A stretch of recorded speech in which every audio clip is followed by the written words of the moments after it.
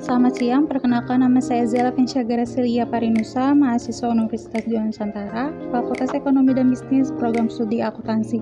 Pada kesempatan kali ini, saya akan mempresentasikan tentang audit SDM. Untuk pembahasan yang pertama, kita akan membahas pengertian audit SDM. Audit SDM pada dasarnya adalah untuk memastikan bahwa pengelolaan SDM yang dilakukan telah sesuai dengan strategi perusahaan.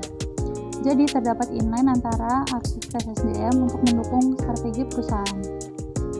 Audit SDM juga merupakan proses evaluasi atas berbagai aktivitas manajemen SDM yang bertujuan untuk memperbaiki aktivitas-aktivitas tersebut. Untuk pembahasan berikutnya, kita akan membahas manfaat audit SDM. Yang pertama, mengidentifikasi kontribusi Departemen SDM bagi organisasi. Yang kedua, meningkatkan citra profesional Departemen SDM. Yang ketiga, mendorong tanggung jawab dan profesionalisme yang lebih tinggi di kalangan karyawan Departemen SDM.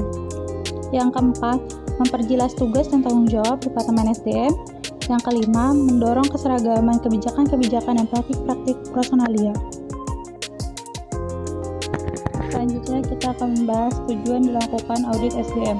Yang pertama, untuk menilai efektivitas dari fungsi SDM. Yang kedua, menilai apakah program SDM telah berjalan secara ekonomis, efektif, dan efisien. Yang ketiga, memastikan ketaatan berbagai program SDM terhadap ketentuan hukum, peraturan, dan kebijakan yang berlaku.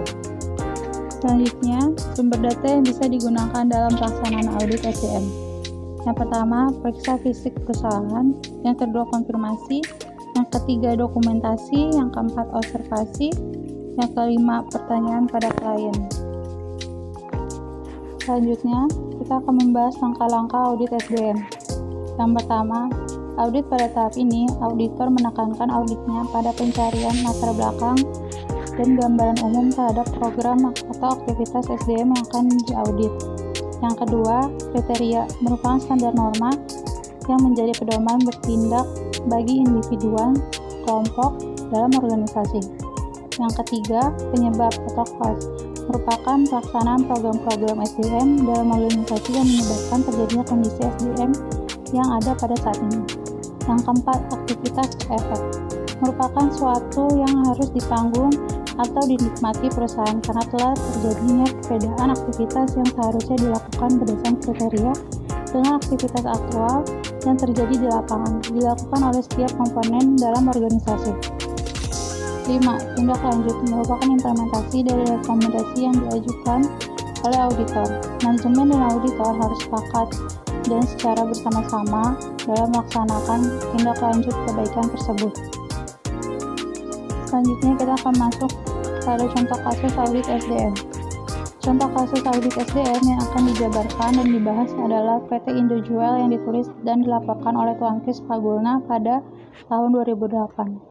Hasil audit ini dilakukan untuk menurunkan tingkat kegagalan saat produksi yang disebabkan oleh kurangnya keterampilan karyawan dalam mengoperasikan mesin baru. Selain itu, kondisi perusahaan mengalami penurunan produk gagal yang kurang signifikan.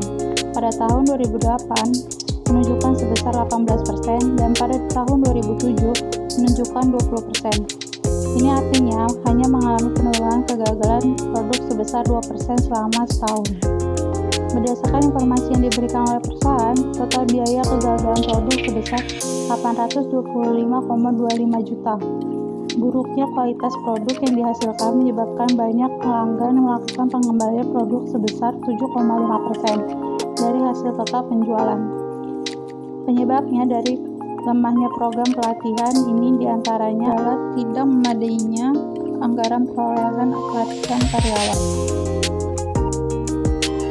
Sekian, jika ada salah kata, dan terima kasih.